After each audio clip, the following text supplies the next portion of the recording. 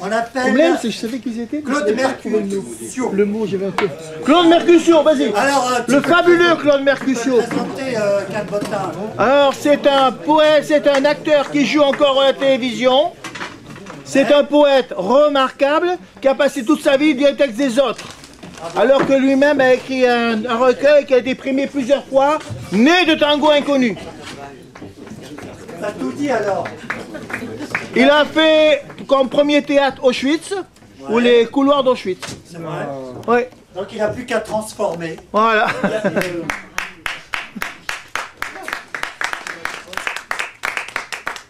Je voudrais seulement me présenter comme poète et pas comme acteur sur le déclin, ça n'a aucun intérêt. Arrête, t'es pas sur le déclin, tu joues des grands rôles encore, arrête 5 minutes.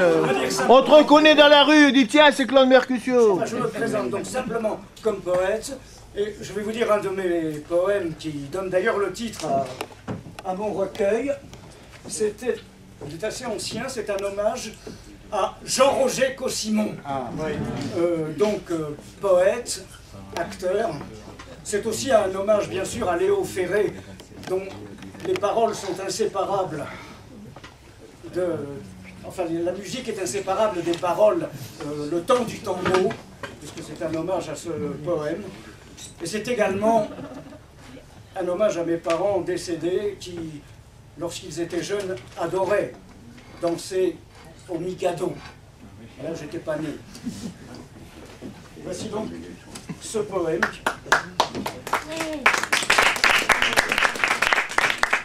Ce poème qui donne le titre au recueil,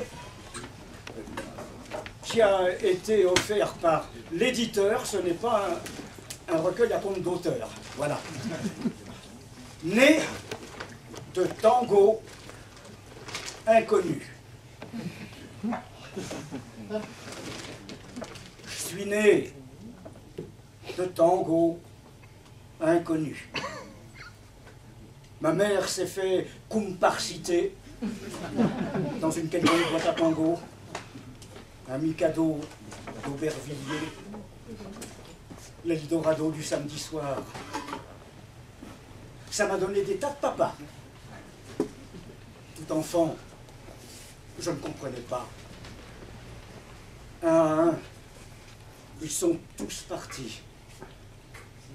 Adios, muchachos, compañeros de mi vida. Maman m'a quitté à son tour, me laissant seul, vieil orphelin, privé de tout état civil. Plus de nom, ni de numéro. Il y en a qui échappent aux statistiques. Tout juste, un sigle mordoré, entortillé de fils barbelés. L'étoile jaune de mes cauchemars et mes souvenirs fureurisés. Une longue dérive artistique, au succès remis à demain, au naufrage de mes amours, cœur d'artichaut privé de ses feuilles, au désert blanc de mes draps vides, mon regard lourd, à la ride sèche, à mon corps fourbu qui rechigne aux lendemains hypothétiques. Les tangos de Carlos Gardel me font venir les larmes aux yeux quand je revois ton sourire là, maman chérie. Tu me donnes un tout superflu que tu n'avais pas. Suis-je déjà mort sans le savoir? Canard sans tête sur sa lancée, en dernière course frénétique? Je suis né de tango inconnu. Mais tu avais raison, maman. C'est si beau, la comparsita. Tararam, tam, tam, tam, tarararararam, tam, tam, tam,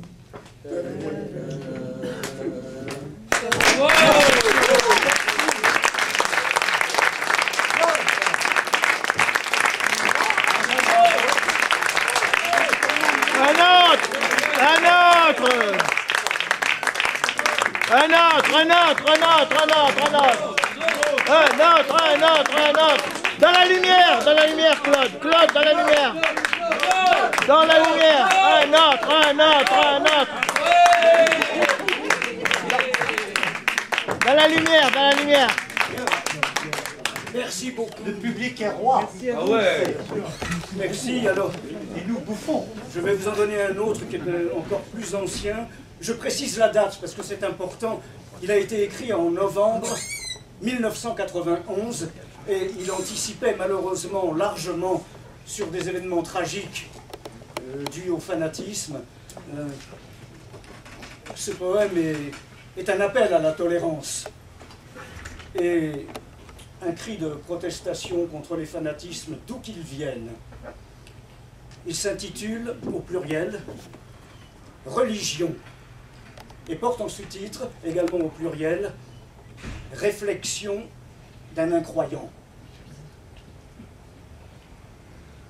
Dieu est amour dans toutes les religions. Hélas, il n'est pas contagieux. Où est passé cet amour? L'a-t-on mis sous clé pour le profit de quelques-uns? Dieu a-t-il fait l'homme à son image? Ou le miroir est-il déformant? Ces appels au meurtre et à la destruction de l'autre, dans quel livre saint les avez-vous trouvés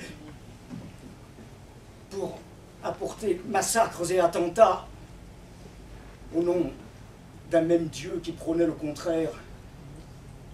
Bannissez toute religion, si elles deviennent mauvaises à force de mensonges. Vos fanatismes vous mènent à la destruction totale. Vous polluez le globe de vos déchets, de vos pensées empoisonnées. Fermez vos églises, vos temples, vos synagogues et vos mosquées, si elles enseignent la mort sous des formules détournées. N'attendez plus de sauveur pour le crucifier de nouveau, s'il dérange vos habitudes, votre confort égoïste, votre ignoble matérialisme, votre religiosité mal comprise. Dieu n'est pas votre serviteur.